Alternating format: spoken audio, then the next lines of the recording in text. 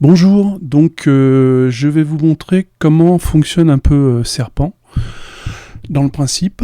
Donc une fois installé, vous allez tomber, ou pas d'ailleurs, vous aurez peut-être pas l'onglet Serpent, je suis en train de réfléchir à ça. Si vous ne l'avez pas, dans tous les cas c'est pas grave. Je vais faire comme ça, voilà. Vous appuyez sur le petit plus, vous créez donc un onglet scripting, voilà. Et ensuite, dans l'onglet scripting, ici, vous venez choisir Visual Scripting Editor. Voilà. Du coup, vous retrouvez avec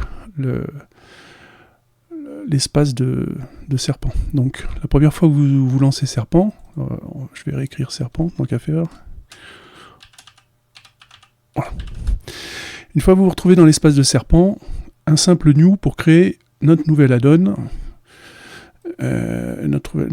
Donc ça fait apparaître ce petit onglet là sur le côté, Serpent.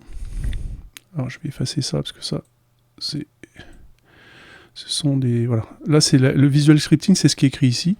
Donc on va mettre... on va l'appeler calcul, je vais vous expliquer tout de suite. L'add-on que je vais vous faire en exemple sera tout bête, va pas concerner la 3D ni rien du tout, c'est juste, on va avoir ici dans cet espace-là, notre espace add-on, et en fait ça fera juste trois champs en fait, deux champs qui vont s'additionner, on aura le total dans le champ du dessous. Pourquoi je fais ça? C'est parce qu'en fait ça montre comment fonctionne le système des paramètres, notamment ici par exemple sur celui-ci, là nous avons des paramètres, ça c'est un paramètre aussi, voilà par exemple celui-là. Et donc je vais vous montrer comment on fabrique ça en fait, ce qui est vachement utile pour faire des add-ons, puisque souvent on a besoin de paramétrer notre add-on. Donc voilà, je vous montre vite fait comment faire avec Serpent. Alors la première chose à faire dans Serpent, c'est de se dire, bah tiens, on va le mettre où l'add-on. Alors soit ça peut être un bouton comme ici, celui-là par exemple, ou un menu, ou bien on va exploiter un endroit. Alors là, arbitrairement, j'ai décidé de choisir d'exploiter celui-ci parce qu'il est relativement vide, donc l'onglet physique. On va mettre notre add-on dessous, donc ça sera une petite addition, une mini calculatrice en fait, vous allez voir le truc. Comme ça vous montrera vraiment comment fonctionne le Serpent de base, on va dire. Alors, ici, donc, on veut rajouter un node, donc ça c'est l'espace des nodes. Ici à droite, vous avez différents paramètres qui concernera donc tout notre add-on complet. Donc le premier des paramètres, c'est le node tree, c'est-à-dire l'arbre de nœuds, donc c'est là où on va commencer à travailler. On peut en avoir plusieurs, bien sûr, pour un même add-on, mais là on va en utiliser qu'un. Ici c'est un espace où on pourrait créer des variables qu'on aurait besoin. Ici, c'est un espace où on va pouvoir créer des properties. Alors là, vous allez voir, ça, c'est vraiment ça que je vais utiliser. C'est pour moi le plus intéressant à connaître au départ. Et puis ensuite, on a d'autres onglets, comme par exemple add-on. Ici, c'est là où on rentre le nom de l'add-on. Donc là, on va l'appeler calcul. Quand les personnes installeront l'add-on, il s'appellera calcul. Voilà. Et là, vous aurez le nom de l'auteur, etc. C'est ce qu'on obtient en fait dans les paramétrages. Lorsqu'on va dans un add-on quel qu'il soit, c'est tout ce champ-là par exemple. Voilà, ça sera écrit ici, c'est ce qu'on retrouve ici. Voilà. Hop. Tiens, d'ailleurs, ça c'était un de mes add-ons aussi. Hop. Voilà, donc on va créer un add-on. Pour créer un add-on, on va commencer à s'intéresser à l'interfaçage. Donc, alors on va faire Maj A ou Shift A. C'est le raccourci clavier pour ajouter des nodes. D'accord? Et vous voyez que les nodes sont classés par style, en fait. Donc nous, ça va concerner l'interface, le layout, donc ça concerne vraiment l'interface. Et on va dire qu'on va rajouter un panel. Voilà. Notre panel, il est là. Alors pour l'instant, c'est juste un node qui fait strictement rien. On va lui donner un nom, donc on va l'appeler calcul. Voilà. Ici, je répète pour le label, comme ça on verra ce que c'est affiché. La catégorie, pour l'instant, on s'en fout, c'est pas grave. Alors ensuite, dans ce panel, on peut décider de le placer grâce à ce bouton. Donc en cliquant sur le bouton, vous voyez qu'il y a des emplacements qui se mettent en rouge. Et ce sont des emplacements pour indiquer où se trouve notre panel. Donc là, voilà, on a créé un panel, calcul, et on voit déjà qu'on a quelque chose qui s'affiche ici. Ça sera notre add-on, en fait, voilà. Donc ici, on va rajouter deux champs. Donc pour afficher des champs, on va toujours dans Interface et on va dans Display Properties. Voilà. Display Properties, ça va permettre comme ça, lorsque je vais relier, tac, d'afficher une propriété, mais enfin un paramétrage. Pour l'instant, il me dit qu'il n'y a rien, c'est normal, parce qu'il faut que ça apparaisse ici, sur ce champ ici, là. Alors, on va faire ça. Donc, pour ça, on va rajouter une propriété. Alors, vous voyez qu'ici, il y a donc le champ propriété ici. On va juste ajouter une propriété, on va dire, puisque c'est du calcul, on va dire que c'est pas un type string qu'on va rajouter, c'est un type float. On va faire des additions de float. Voilà, par exemple, bon, que c'est attaché à la scène, il n'y a pas de problème. Et donc là, on va le renommer. On va lui dire, alors moi j'aime bien dire propre pour dire les propriétés. Et puis on va dire champ A, par exemple. Voilà. Champ A. Alors on va le reculer un petit peu pour voir. Voilà. Ici, on en fait un deuxième, puisqu'il faudra bien deux champs. Donc on met aussi en float. On va l'appeler prop champ B. Donc ça sera le deuxième champ pour notre addition. On va faire une addition hein, pour le calcul. Et puis, il nous faudrait un troisième champ qui sera par exemple le champ résultat, donc propre résultat du calcul. Alors je suis en string, on va le mettre en float aussi, et voilà. Donc là, nous avons nos trois champs. Et ici, comme vous pouvez remarquer, il y a Add Node. Alors si je clique et que ça fait apparaître un menu contextuel, où on a différentes solutions. Alors moi, ce que je veux, c'est rajouter une propriété dans l'espace des nodes. Et vous voyez que là, j'ai récupéré la propriété du résultat. Bon, mais c'est pas vraiment ce que je veux, en l'occurrence, parce que j'étais sur résultat. Donc je vais prendre le champ, propre champ A, on fait add node, property, et voilà, on le met là. Et là, si je redis la propriété avec le champ, nous voyons un champ qui arrive, qui est prêt à être configuré. D'accord ? Donc le principe, c'est ça, c'est à chaque fois d'utiliser des nodes pour avoir un résultat ou afficher ce qu'on veut. Alors comme vous pouvez le voir, il affiche 6 digits après la virgule. Bon, on n'a pas besoin d'autant. Alors ici, on peut lui demander que ce soit que 2. Voilà. Ça, c'est fait. Alors ensuite, on va faire pareil pour elle. On va rajouter 2 aussi. Et on va le rajouter son node. Add node, property, paf. Ici, on fait une copie de ça. Et on pose la propriété. Voilà. Et bien sûr, on ajoute ça à notre menu. Voilà, la deuxième, elle est là. Alors, maintenant, il va falloir faire un truc résultat. Alors, j'aimerais bien qu'il y ait une petite séparation. Alors, vous allez voir, il y a un node qui est bien fait pour ça. On fait Shift A, donc toujours dans les interfaces. On a un node qui s'appelle label. Paf, label. On va rajouter un label. Donc, le label, ça va être quoi? On va le mettre ici, à la suite. Vous voyez, il écrit my label. Alors, moi, je ne vais pas faire my label, je vais juste faire un petit trait comme ça, pour dire que c'est la suite. Voilà. Et là-dessus, on va rajouter notre champ résultat. Donc on prend add node, properties. Vous voyez le principe, c'est à chaque fois c'est ça. Là je reprends la même, Shift D, parce que c'est une affiche, c'est juste un node qui permet d'afficher, hein, donc il n'a pas de particularité. On le met sur ça et on le rajoute dans le menu principal, ici, paf. Donc on a bien notre résultat. Alors lui, il n'a pas été calibré, on va le mettre ça avec 2 chiffres après les virgules, ça suffit. Voilà, à partir de là, on a 2 solutions pour faire notre add-on d'addition. Soit on utilise le Python, soit on utilise les nodes. Alors on va continuer à utiliser les nodes. Je vais vraiment vous montrer comment ça fonctionne. Alors, pour additionner, vous allez voir, il y a un maj, donc Shift A, Utility, Mat. Voilà, ici on a Mat, donc on fait Mat, voilà. Ça fait partie des outils en fait. Et donc ça, c'est ce qui va nous permettre d'additionner A et B, d'accord? Alors, A et B, il ne sait pas ce que c'est pour l'instant, c'est vide. Alors on va aller lui dire. Alors là, ce qui est génial avec Serpent, c'est que si vous vous mettez sur un champ, par exemple là c'est le champ A, si je clique avec le bouton de droite, vous voyez que j'ai Get Serpent Properties. Ça c'est intéressant, parce que quand je clique dessus et que je le ramène, après je me mets au milieu là, je fais Shift V. Pour copier, c'est pas CTRL V, c'est Shift V. Eh bien, nous avons automatiquement le node qui correspond à ce paramètre-là. Automatiquement. On n'a pas besoin de se prendre la courge. Vous voyez, c'est bien indiqué ici. Voilà. Donc lui, je vais lui dire que on va le mettre dans le champ A. Pardon, c'est la value. Pardon, value. C'est la valeur, hein, c'est pas le. C'est la valeur de ce champ qu'on va additionner, c'est pas le champ. Donc voilà. Ici, je fais pareil avec le champ B. Je vais faire get serpent properties. Je fais Shift V. Et là, nous avons la value B. Voilà. Et nous voulons que le résultat donc, de ce mat, ça sera la sortie, soit en float, soit en entier. On va le mettre en float, hein, nous bien sûr. On va le mettre dans ce champ ici. Alors pour faire ça, il faut simplement utiliser un node qui est dans Shift A, Properties, pardon, qui est Set Properties. Ici. Set Properties. Donc là, j'ajoute. Et vous allez voir, c'est un peu spécial. Tac. On rajoute la properties qu'il faut, donc le champ résultat, on va le récupérer. Get serpent properties, Shift V, voilà.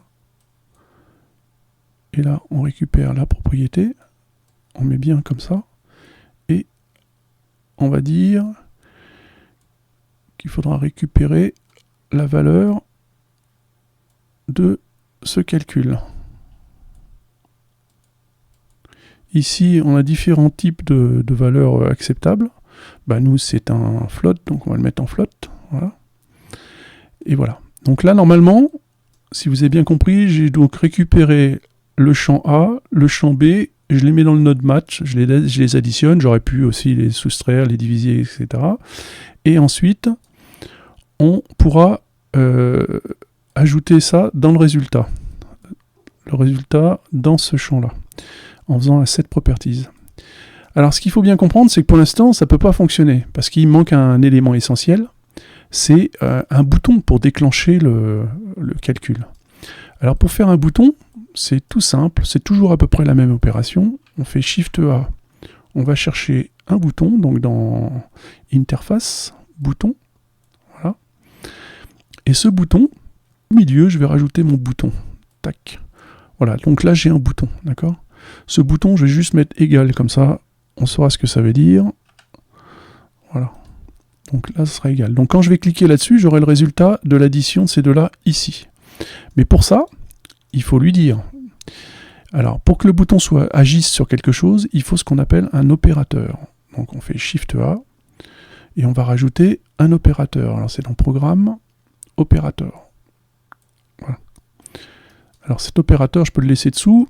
Il n'est pas relié au bouton de façon filaire, avec une nouille, mais il est relié, vous allez voir, de façon logique. Alors pour ça, il faut venir ici, se mettre en Custom, et lui dire, on relie l'opérateur. Mais je ne veux pas le laisser comme ça, donc on va l'appeler OP, opérateur calcul. Voilà. Maintenant, si je vais dessus, voilà, il apparaît dans la liste. Donc ça veut dire que le bouton, il sait automatiquement que lorsqu'il sera pressé, il faudra qu'il saute sur cet opérateur. Donc il arrivera sur cet opérateur. L'opérateur, il faut qu'il exécute l'opération. Or, ça tombe bien, on a déjà fait toute l'opération ici, il y a juste un à exécuter. Donc, je relie exécute qui est ici. Attendez, je vais reculer ça, ce sera plus clair. Voilà. Exécute ici, je le relie à lui, cette properties. Et maintenant, si je tape 10 là, et que je fais égal, on voit que ça s'additionne. Si je tape 30 ici, si je fais égal, on voit que ça s'additionne. Donc vous voyez comment on fait un add-on, grosso modo, avec des paramètres, et qui affiche un résultat. D'accord? Alors, ça c'est la version nodale, c'est la version un petit peu longue, je dirais, de ça. Vous allez voir qu'il y a une façon un peu plus rapide, on n'est pas obligé de passer par du node pour tout faire. Moi je trouve que c'est un peu lourdingue comme système, mais il y en a qui aiment ça, donc voilà. Moi j'aime bien mélanger avec du Python, et vous allez voir c'est très simple du coup. Pour ça, on va créer un script, donc on va dans l'onglet scripting, on va faire un new, voilà. Ici on va l'appeler script calcul, voilà. Et ici donc vous savez qu'il faut toujours commencer par import ppy, voilà. Et là on va dire, il va falloir qu'il fasse notre addition, seulement pour l'instant on ne sait pas comment ça s'appelle les champs, tout ça. Alors, on les a en fait ici. Si on va sur le premier champ et qu'on fait copy full data pass, là, tac, et si je fais coller maintenant, CTRL V, voilà, j'ai automatiquement le contenu de mon champ. D'accord? Donc on va dire que résultat est égal à ça plus celui d'après. Donc on va full datapass, je colle, et voilà. Donc on voit qu'on récupère le contenu du champ propre champ A, et on l'additionne au champ B, et on va mettre ça dans une variable qui s'appelle résultat. Maintenant qu'on a notre champ, on a notre script qui est écrit, l'opérateur là, ça sera plus ces nodes-là, on peut les mettre de côté, ils ne sont pas reliés, hein, donc il n'y a pas de problème, ils sont pas actifs. Et ici, on va créer autre chose. On va faire Shift A et on va lui dire qu'on veut un Python run script. Du coup, c'est beaucoup plus court, hein, comme vous pouvez le voir, puisqu'il suffit juste de faire ça. Et ensuite, ici, j'indique qu'il s'agit du script calcul. Donc, lorsque j'appuierai sur le bouton, il va sauter à l'opérateur qui va lancer le script. C'est aussi simple que ça. Mais ça ne sera pas tout. Il aura additionné, mais on n'aura pas récupéré le résultat. Alors, pour l'afficher. Donc, pour l'afficher, on ne va pas s'embêter. On va retourner dans Scripting. Et on va lui dire ça. On va récupérer le full pass de ça, qu'on pose ici. Et on va lui dire que c'est égal à notre addition.